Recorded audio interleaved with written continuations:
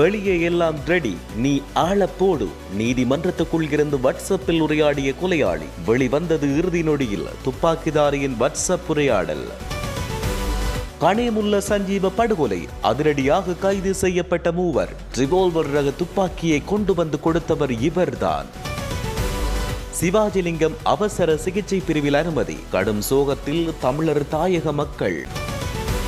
அடர்ந்த காட்டுக்குள் இருந்து கேட்ட சத்தம், தேடிச் சென்ற அதிகாரிகளுக்கு காத்திருந்த அதிர்ச்சி. தென்னிலங்கையில் மக்கள் நடமாட்டம் இல்லாத பகுதிக்குள் இருந்து வெளிவந்த சிறுவன். இலங்கையில் 15 பயங்கரவாத அமைப்புகளை தடை செய்யும் அதிவிசேட வர்த்தமானி. விடுதலை புலிகளை மீண்டும் தடை செய்த அனுர அரசு. வவுனியாவில் முச்சக்கர வண்டியின் மீது முறிந்து விழுந்த மரம். மயிரிழையில் தப்பிய வயோதிப பெண்மணி. மன்னார் மறைமாவட்டத்தின் 4வது ஆயராக மன்னார் மாவட்டத்தைச் சேர்ந்த பேரர் திரு அந்தோணி பிள்ளை ஞானப்பிரகாசம் அடிகளார் அருட்பொழிவு. கொண்டாட்டத்தில் திளைத்த மன்னார் மறைமாவட்டம். காங்கேசன்துறையை வந்தடைந்த சிவகங்கை கப்பல். ஆரம்பமானது இந்திய இலங்கை கப்பல் போக்குவரத்து. தலைவர் பிரபாகரனை முதலில் நேர்காணல் செய்த மூத்த ஒலிபரப்பாளர் ஆனந்தி சூரிய பிரகாசம் காலமானார். தமிழ் மக்களுக்கு செய்தி. படுகொலைகளின் எதிரொலி. இராணுவத்தில் இருந்து தப்பியோடியவர்களுக்கு பேரிடி. ஆரம்பமாகும் கைதுகள். 24 மணித்தியாலத்தில் கொட்டி தீர்க்கப்படவுள்ள கனமழை. விடுக்கப்பட்டுள்ள எச்சரிக்கை. வெளிநாடொன்றில் கரையொதுங்கிய அரிய வகை மீன். உலக பேரழிவுக்கான அறிகுறி. அச்சத்தில் மக்கள். மீண்டும் கார் விபத்தில் சிக்கிய அஜித். கடும் பதற்றத்தில் ரசிகர் பட்டாளம்.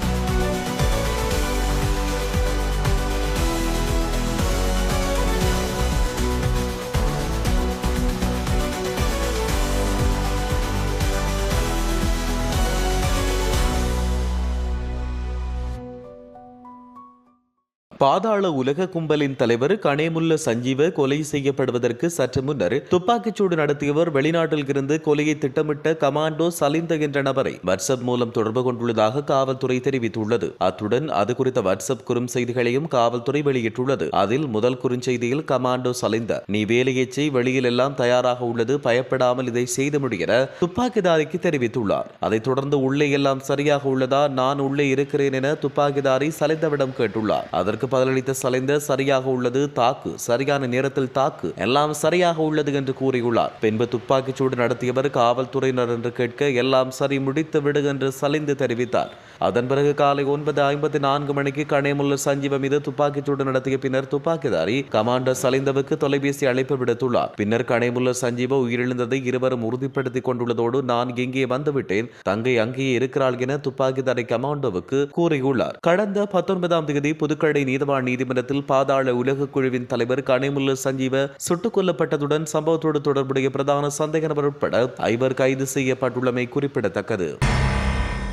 கணேமுல்ல சஞ்சீவ கொலையுடன் தொடர்புடைய மேலும் 3 சந்தேக நபர்களை காவல்துறையினர் கைது செய்துள்ளனர். குறித்த கைது நடவடிக்கை நேற்று இடம்பெற்றது. பாதாள உலக குழு தலைவர் கணேமுல்ல சஞ்சீவ கடந்த 19 கொழும்பு புதுக்கடை நீதவான் நீதிமன்றத்தில் வைத்து சுட்டுக் கொல்லப்பட்டார். கணேமுல்ல சஞ்சீவ பூசா சிறைச்சாலையில் இருந்து நீதிமன்ற வழக்கொன்றுக்காய் புதுக்கடை நீதிமன்றத்துக்கு அழைத்து வரப்பட்ட போதே குறித்த சம்பவம் இடம்பெற்றது. வழக்கறிஞர் வேடமுற்று வந்த நபரொருவரும் மற்றும் அவருக்கு உதவியான பெண் ஒருவரும் திட்டமிட்டு குறித்த கொலை சம்பவம் இடம்பெற்றுள்ளது. இதையடுத்து துப்பாக்கி பிரயோகத்தை மேற்கொண்ட 34 வயதான சந்தேக நபரை புத்தளம் பாலாவி பகுதியில் காவல்துறை சிறப்பு அதிரடிப்படையினர் கைது செய்தனர். இந்நிலையில் சஞ்சீவ கொலையுடன் தொடர்புடைய மேலும் 3 சந்தேக நபர்களை காவல்துறை கைது செய்துள்ளது. நேற்று கைது செய்யப்பட்ட 3 பேரும் கம்பகா மற்றும் உடுகம்பல பகுதியைச் சேர்ந்தவர்கள் என காவல்துறையினர் தெரிவித்தனர். அதன்படி இந்த கொலைக்கு பயன்படுத்தப்பட்ட துப்பாக்கியை வைத்திருந்ததோடு குற்றத்துக்கு முந்தைய நாள் துப்பாக்கியை துப்பாக்கிதாரிக்கு கிடைக்க செய்ததன் அடிப்படையில் கம்பகா மல்வத்த வீதி அஸ்கிரிய பகுதியைச் சேர்ந்த 22 வயதுடைய தமிந்து லக்ஷான் என்கின்ற இளைஞர் கைது செய்யப்பட்டார். மேலும் குற்றத்துக்கு பிறகு துப்பாக்கிச்சூடு நடத்தியவரையும் மற்ற சந்தேக நபரையும் முச்சக்கர வண்டியில் ஏற்றிச் சென்று குற்றத்துக்காக உதவியதற்காக தமிழ் அஞ்சன நயனஜித் என்ற 25 வயது இளைஞரும் உடுகம்போல அஸ்கிரிய பகுதியைச் சேர்ந்த 19 வயது சாமோத் கிம்கான் என்கின்ற இளைஞரும் காவல்துறையால் கைது செய்யப்பட்டனர். அதன்படி இந்த கொலை தொடர்பில் இதுவரையில் 8 சந்தேக நபர்கள் காவல்துறையினரால் கைது செய்யப்பட்டுள்ளனர். தமிழ் தேசிய கட்சியின் பொதுச் செயலாளரும் முன்னாள் நாடாளுமன்ற உறுப்பினருமான எம்.கே. சிவாஜிலிங்கம் அவசர சிகிச்சை பிரிவில் அனுமதிக்கப்பட்டுள்ளார். இவர் நேற்று யாழ் பருத்தித்துறை ஆதார வைத்தியசாலையில் சுகையின காரணமாக அவசர சிகிச்சை பிரிவில் அனுமதிக்கப்பட்டுள்ளார். மேலும் எம்.கே. சிவாஜிலிங்கம் கடந்த டிசம்பர் மாதம் கொழும்பில் உள்ள தனியார் வைத்தியசாலையில் தீவிர சிகிச்சை பிரிவில் சிகிச்சை பெற்றிருந்தமை குறிப்பிடத்தக்கது. ஹம்பாந்தோட்டை பூந்தல தேசிய வனத்தில் ஊரணிய பகுதியில் அடர்ந்த காட்டுப்பகுதியில் சிறுவன் ஒருவர் கண்டுபிடிக்கப்பட்டுள்ளார். நேற்றிரவு 10:30 மணியளவில் கடற்கரை அருகில் அடர்ந்த காட்டுப்பகுதியில் இருந்தபோது 12 வயது சிறுவன் பூந்தல தேசிய வனத்தின் வனவிலங்கு அதிகாரிகளால் கண்டுபிடிக்கப்பட்டார். பின்னர் வனவிலங்கு அதிகாரிகள் சிறுவனை ஹம்பாந்தோட்டை போலீசாரிடம் ஒப்படைத்தனர். பின்னர் சிறுவன் ஹம்பாந்தோட்டை ஆதார வைத்தியசாலையில் அனுமதிக்கப்பட்டுள்ளார். இந்த சிறுவன் குறித்து வனவிலங்கு அதிகாரிகளுக்கும் போலீசாருக்கும் சரியான தகவல் கிடைக்கவில்லை என்றும் வனப்பகுதிக்குள் சிறுவன் எவ்வாறு சென்றார் என்பது குறித்த தகவல் இதுவரை அறியவில்லை என்றும் தெரிவிக்கப்படுகிறது. சிறுவனிடம் விசாரித்த போது பெலியத்த பகுதியில் வசிப்பதாக கூறியுள்ளார். இந்த வனம் பெலியத்த பகுதியிலிருந்து 70 கிலோமீட்டருக்கும் அதிகளவான தொலைவில் இருப்பதாக வனவிலங்கு அதிகாரிகள் தெரிவிக்கின்றனர். சம்பவம் தொடர்பான மேலதிக விசாரணைகளை ஹம்பாந்தோட்டை போலீசார் மேற்கொண்டு வருகின்றனர்.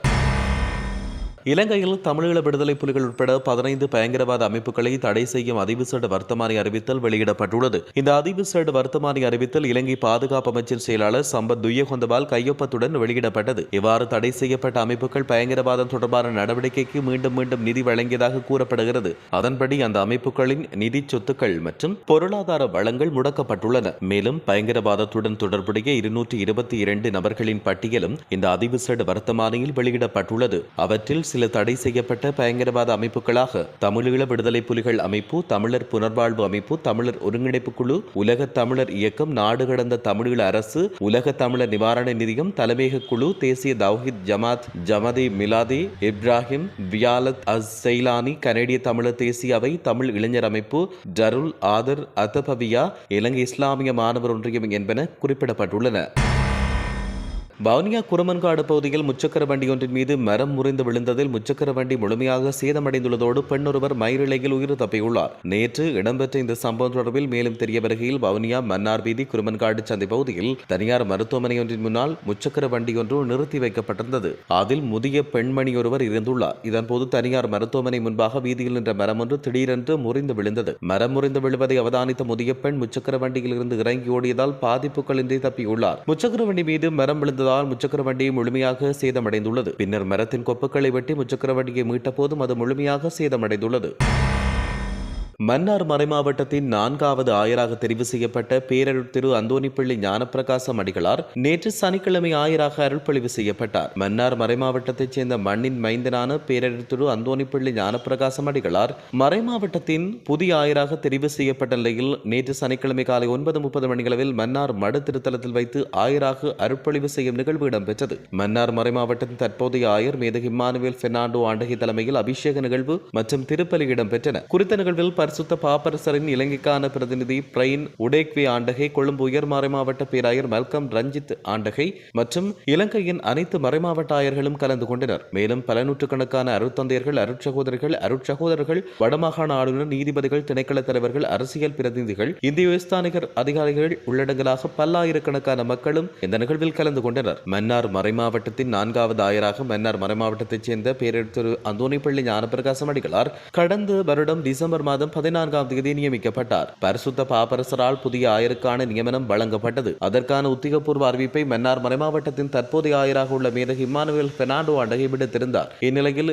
நேற்றைய தினம் சனிக்கிழமை காலை 9:30 மணியளவில் மன்னார் மறைமாவட்டத்தின் 4வது புதிய ஆயராக அந்தோணிப்பிள்ளை ஞானப்பிரகாசம் அடிகளார் அருட்பொழிவு செய்யப்பட்டுள்ளார்.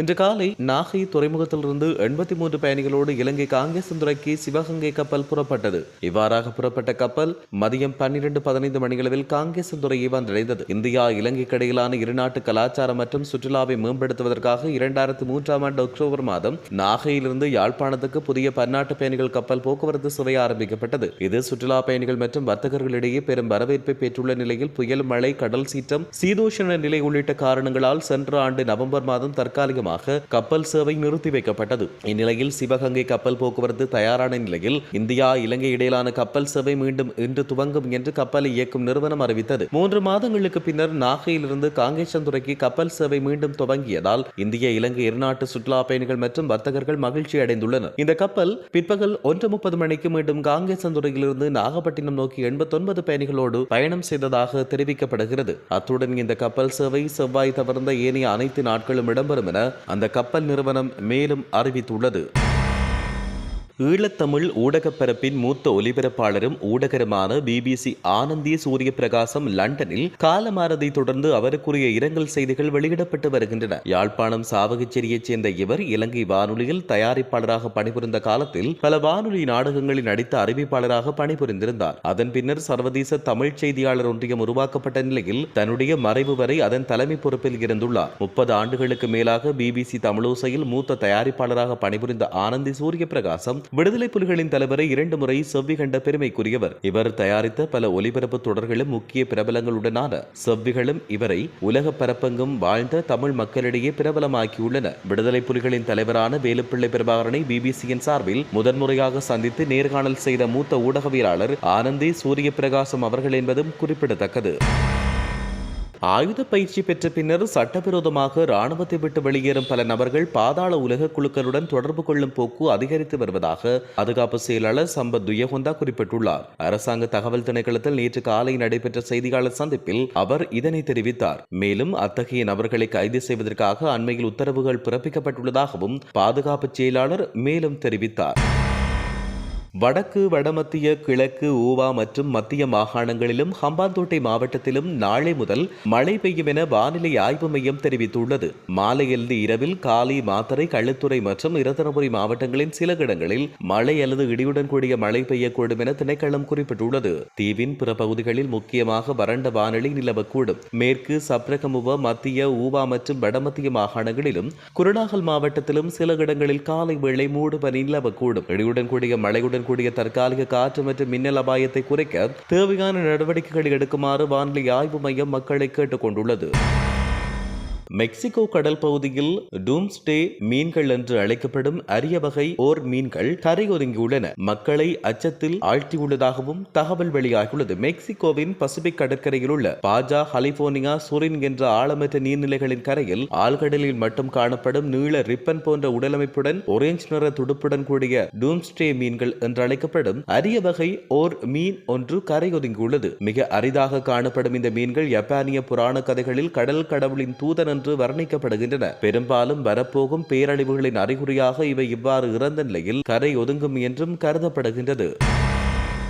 ஸ்பெயின் நாட்டில் நடைபெற்ற கார் பந்தயத்தில் நடிகர் அஜித் குமார் விபத்தில் சிக்கிய போதும் அதில் இருந்து தப்பித்துள்ளதாக தகவல்கள் வெளியாகியுள்ளன. நடிகர் அஜித் குமார் கார் பந்தயத்தில் கவனம் செலுத்தி வருகிறார். போர்த்துகல் நாட்டில் கடந்த பந்தயத்தில் அஜித்தின் கார் விபத்தில் சிக்கியது. அதன் பின்னர் துபாயில் நடைபெற்ற போட்டியில் பங்கேற்ற அஜித்தின் கார் மீண்டும் விபத்தில் சிக்கியது. இந்நிலையில் மீண்டும் இப்போது கார் விபத்தில் சிக்கியிருக்கிறார் நடிகர் அஜித். ஸ்பெயின் நாட்டில் நடைபெறும் கார் பந்தயத்தில் நடிகர் அஜித் ஓட்டிய கார் மீண்டும் விபத்துக்கு உள்ளானது. பந்தயத்தில் ஈடுபட்ட போது மற்றொரு கார் குறுக்கே வந்து மோதியதில் அஜித் கார் தலைகீழாக கவிழ்ந்து விபத்துக்குள்ளானது. இந்த விபத்தில் நடிகர் அஜித்துக்கு காயம் எதுவும் ஏற்படவில்லை என்றும் அவர் தற்போது நலமுடன் இருப்பதாகவும் தகவல்கள் வெளியாகியுள்ளன.